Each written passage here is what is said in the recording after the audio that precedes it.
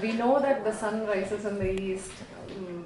I mean, like the truth is, Earth is going around, but we still experience-wise we see it. So even with respect to the understanding, is it going to be like this? Like my problems or my whatever, like limitations or things are going to continue as such. My experience is going to be the same, but it's only in the understanding. Experience is one thing, interpretation another thing. Okay. So even though you see the sun rising in the chair in the east, but as long as your understanding is that it is stationary, that the rising and setting is an appearance and not a reality, so long it's fine. Experience is not a problem, interpretation is a problem. So we experience, we interpret that the world is different from us. Because first interpretation, I am only this much, that's the first interpretation. So as that interpretation changes, other interpretations also start changing, but experience is not a problem. Because so there are two terms in Vedanta, pratiti and drishti. Dvaita pratiti, advaita drishti. Pratiti is what you perceive, drishti is what you see, meaning see in your mind's eye. So, pratiti is when you look at the mirror, for example, then you see a second thing there. So, perception is of a second entity, but drishti is that it's myself. So, what matters is drishti. That's what Vedanta teaches. Because perception is a fact at the level of sense organs, so that will happen. Still, I perceive a back pain, and still, I mean, like, I associate myself with my pain, right? So it's like. Right. Now, that drishti also can change. That there is back pain, but I am in pain is an interpretation. There is pain is one thing. Even I am in pain also is not bad. That is also, I am in pain also is okay. But that I am in pain causes other reactions. Causes in me fear, what will happen to me, why should I have? All kinds of reactions which come, they cause sorrow. Pain doesn't cause sorrow. Pain causes pain alright, but sorrow is a state of mind. Mental suffering. And that is created by us. Meaning that an event happens, experience happens, we somehow convert that experience into creating sorrow. So experience is one thing, and sorrow is something that we have created on account of interpreting that experience in a certain way. For example, yes, back is paining. By interpreting, I am in pain. Back is in pain is one thing, I am in pain another thing. Even if you say that also is okay. That also is not okay for the wise person. The body is in pain. So once our Swami said, I can't see properly, I can't hear, there are aches and pains, but I am all right. Very interesting. I'm in pain, I am above that, I am on top of it. I am all right. Not suffering. So if our mind says I am all right, The connection is so intimate with the body, especially Swami. It's like. no, connection is fine. Pain is you can't avoid. Then also yogis can avoid. You can even distance yourself from the body physically, that means not feel the pain of the body, that's a different thing. But even if you feel the pain, to believe that because the pain is there, therefore I am not all right, that's the interpretation. Just because pain is there, so what? That doesn't make you any smaller than what you are. So he says, I can't see, I can't hear. Little that was happening at the stage, I was talking, and all the things were there, and I was talking in the microphone, and all the time kept on adjusting and things there. And so was, at the end he says, I'm all right. So it is what we say about ourselves that matters. Not say, but see. What we see about ourselves is what matters. Even if pain is there, I feel helplessness in pain. But that is a reaction. Pain is prarabdha, is a reality, put it this way. When pain comes, I feel helpless. I don't want this pain. How I can't eliminate it. And so you feel helpless. We feel helpless when we cannot get what we want and cannot avoid what we don't want. That's when helplessness happens. So this pain, etc., nobody wants. I can't avoid. So when I feel that I want to avoid it, I cannot avoid, feel helpless, that is samsara. But pain is pain. Yes, I wish it was not there. It is there. I can't avoid it. All right. To say that also okay. That's the reality of life. Then pain itself does not mean sorrow. If pain creates a reaction of helplessness or fear, whatever, that is called sorrow. So that step you can avoid. That is where we have to use our free will. We habitually say, I am helpless. I can't avoid the pain, I am helpless. Now that doesn't have to be. We don't have to equate the two. We habitually equate. First we equate the pain of the body with my pain of mind. That's one thing, Suppose even if you do that, then also I am in pain and therefore I am helpless. That doesn't have to be. That is my intent. That's where I can use the free will. Okay, there is pain. I am in pain. Can't avoid it. But what you cannot avoid, put up with it. Tam stitikshasva bharata. Lord Krishna says, hey Arjuna, tam stitikshasva. You can't change it. Don't try to change it. Lord Krishna says, don't even try to change it. I'm not saying that, But when we cannot change it, he said, don't try to change it. Because it will take away all your time and energy. Because in pain you do something, pain, and then something there and you do that. So there are always things to be corrected and changed, no doubt about that. Because we are not comfortable, then that is not in straight line. I keep looking at it, and then once you go, then I straighten it. Things like that. And so these all kind of irritations keep on bothering us. Because we want things the way we want. We cannot be comfortable with waiting. Lord Krishna said, let it be what it is. They will be comforted with what it is. When he says put up with it means what? They will be not with complaint. You put up with it anyway, what can you do? But that is not putting up with it. If there is complaint inside, or some blaming inside, some anger inside, resentment, that means that we are not gracefully accepting it. I can't change it. So when did I read little things so there? Was it here? No, maybe in Lord, there it is. Given the serenity to accept gracefully. Yeah. He has kept it on the door, I guess. Yeah, so you yeah. can see every day, read it and then go. Is that what it is? Whenever he walks out. No, because he knows what is going to happen there. And he can't change where he goes. He cannot change it. So better be ready with his attitude. God gave me serenity to accept gracefully what I cannot change. You have to try. That's a value. It doesn't come right away. And sometimes the value also creates guilt. I'm supposed to put up with it. I'm not supposed to react. And I'm reacting. So then for the reaction comes. That also is okay. It doesn't matter. Reaction has happened, it happened.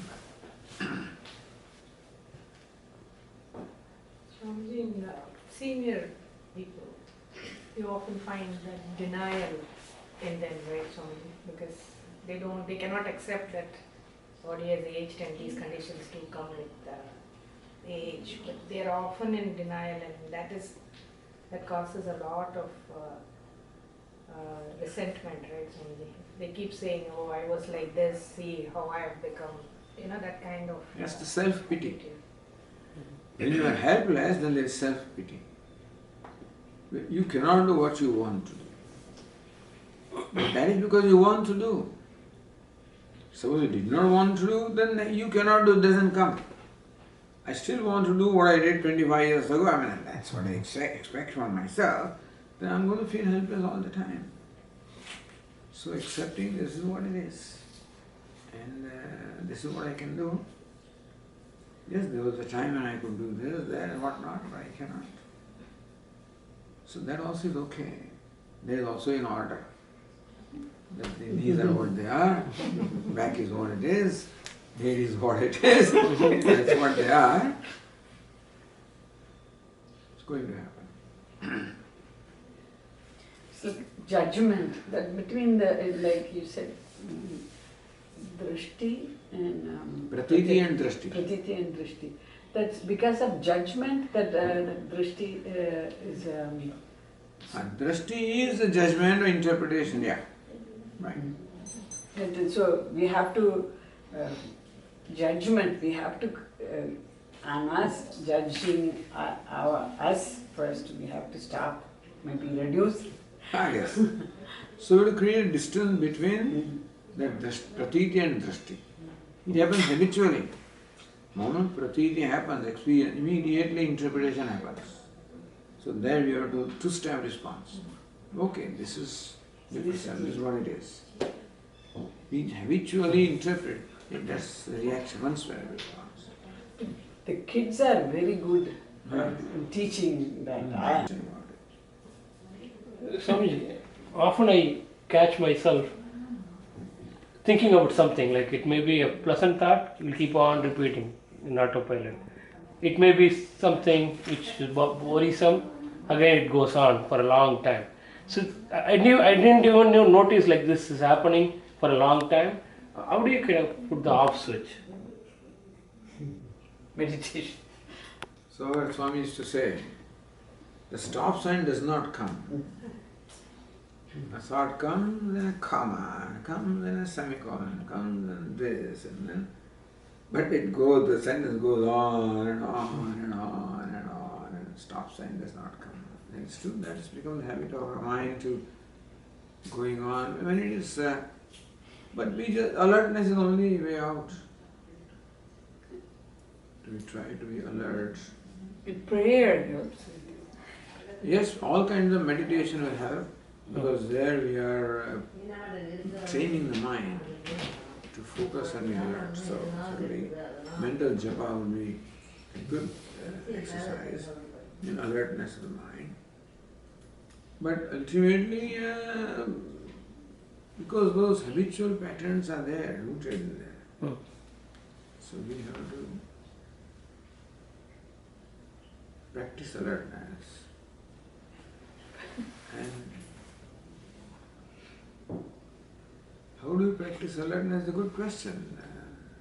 You're not, then you'll forget what is a not for. So not is meant to remind you of what did I did. Not your story.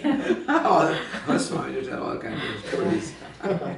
Every time he adds something of this story.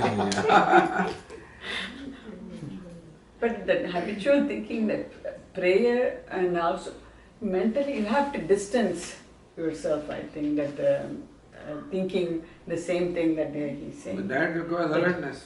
To create a distance requires alertness. So alertness is practiced by japa. Because mind will get distracted there, and again you bring it back, get distracted, bring it back. Or create a habit in your mind of repeating this name in your mind. So the mind is to go, let it go into that track. So when you are not alert, it goes into some track that you create. So number one, practicing alertness and putting a thought in the mind constantly. A thought that we want, like this mantra. Swamiji, one more question, Swamiji. In Puja Swamiji's guided meditation, sometimes he will say, listening takes place. What do he means by that? So this is towards the end, generally it will come, where he wants you to realize that you are not even a listener. Okay. You are the presence. Okay, In your presence, listening takes place. Again, habitually, we identify the faculty of hearing and judge ourselves listener. So listener is a product of our judgment. He is drishti. Listening is pratiti. Listener is a drishti. So there Swami wants us to create distance. Okay, here I that. You are the presence, in presence of you, the listening takes place. So wants us to appreciate that I am presence, this conscious presence.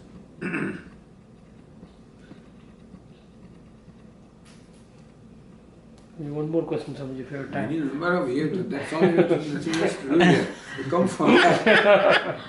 Swamiji, when I listen to some of the, especially the Hindustani music, I don't have any musical knowledge.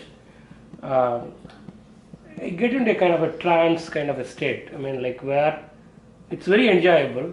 But I don't know whether it's like, it's still karma or is it like you are with yourself? It is, you are with yourself when you get absorbed, and that becomes an aid to bring you to yourself. So, in a way, some karma or pleasure is involved, no doubt about that. But in as much as if there is no craving, then it's okay. Enjoying something is one thing, enjoying with craving. So one gulab jamun is given and then another one, so my mind wants. So that is the craving part. That is what is minding. Even enjoying what comes is not a problem.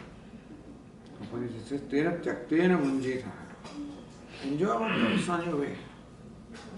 Because when I chase enjoyment, then will be karma. Going after a particular kind of an enjoyment, that may be sattvic enjoyment accepted. There are tamas enjoyment, rajas enjoyment, sattvic enjoyment.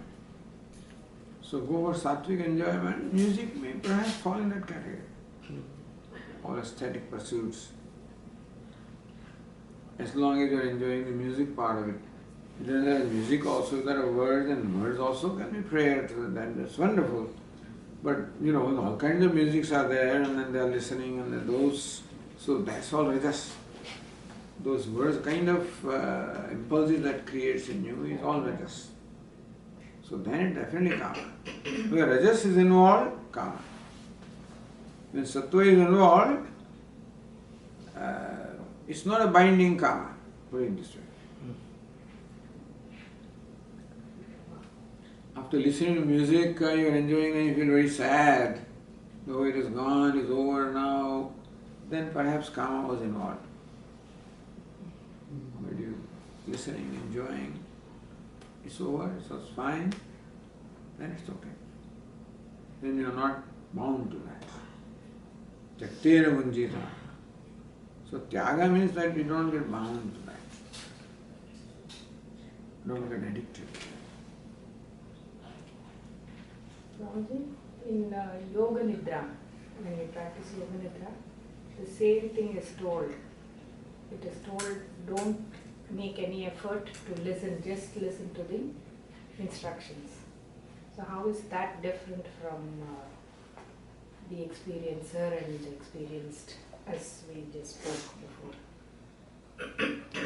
So Yoga Nidra also is a guided, Yes. they guide you to slowly Swami. conscious Nidra, isn't it? Yes. Because if the Nidra cannot be, if the doer remains there. It is called sleep where the doer also has slept. So Swami used to tell us, you tell us tomorrow morning class, when did you go to sleep last night?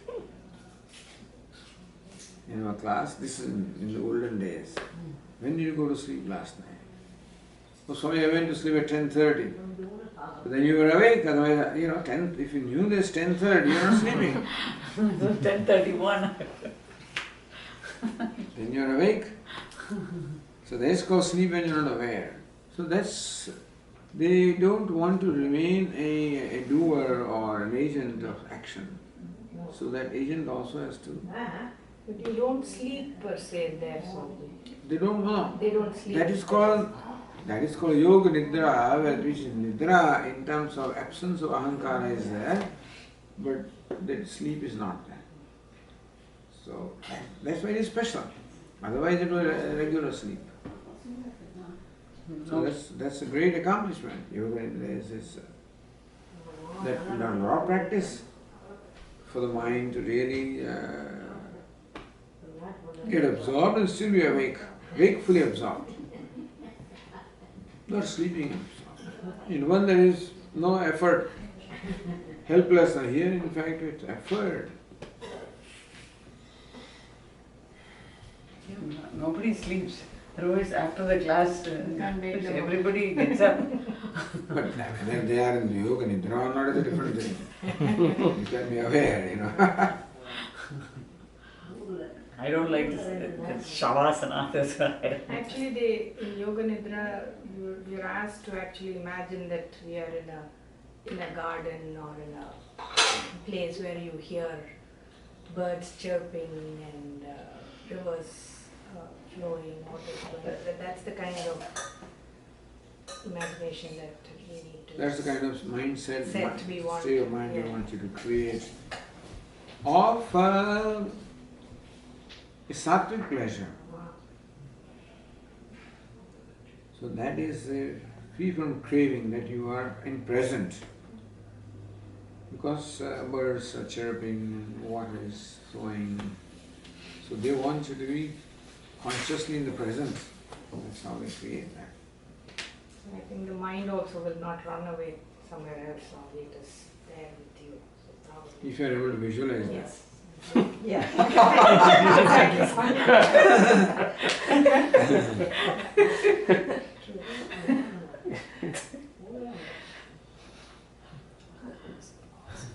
Swamiji, last December during the winter course, Swami TV, he was doing the Jivan Mukta Lakshana.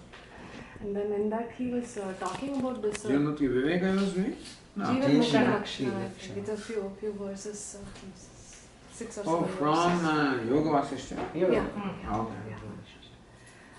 He was talking about Drishti Srishtivada and Srishti Drishtivada. Just, So two kinds of creations are there. One is waking.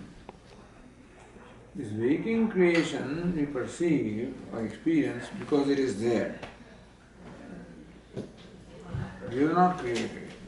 It is there and therefore experience. The dream, on the other hand, is there because I experience. How the dream is, as the thoughts arise in my mind, the dream objects get created. That's how dream is. It's not that there is a dream that I see.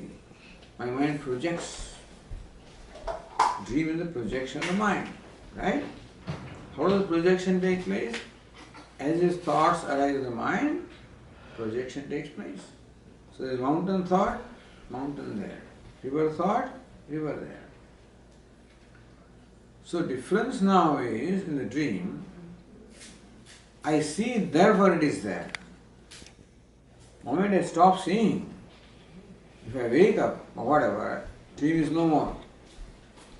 As long as I am seeing the dream, so long the dream is. When I stop seeing, the dream is not there. So dream experience is called subjective projection or subjective creation. I see, I think, therefore it is there. Waking is there, therefore I see. Is there a difference? So this is called srushti, creation is already there. And then drishti, the perception is there. Drushta, sushtivada. Srushta, drishtivada. Srushta means what is already created. You are seeing what is already created. Then the dream, on the other hand, is what drishti, sushtivada. Drishti is there, therefore srushti is there. So srushta, drishtivada and drishti, sushtivada. the connection to self-knowledge with that. That may be different thing, but you see, understand the difference between the two kinds of things. Now, what can be done is that it is reduced to only one vada. Who says creation is there and therefore you see? This is waking also is like that only. It's a big step, Swamiji. Waking also, but after all, the reasoning is this, that as long as the mind is there, so long there is experience of the world. When the mind is not there, there is no experience. So the mind is, so the world is. Mind is not, world is not. So world is the creation of mind. So even if we say that the waking world is therefore I see, but somebody can say, who says it is there? I see and therefore it is there. Although it has been there before my birth, all of that is seeing only. It is possible to interpret the waking experience also as it is there because I see. Because if I don't see, if I am not thinking, the waking world is also not there.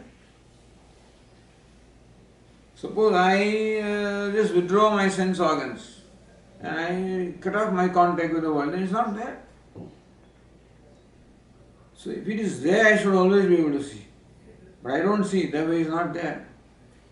So the jump is that waking also is only what? Is drishti srishtivada. So you should stop seeing, then it's not there. So how do you dismiss the universe? See, if the universe is there and then you see, then you can't dismiss it. Because when you withdraw, still the world is there. Well, the world is there because you see, then you stop seeing, the world is not there. And then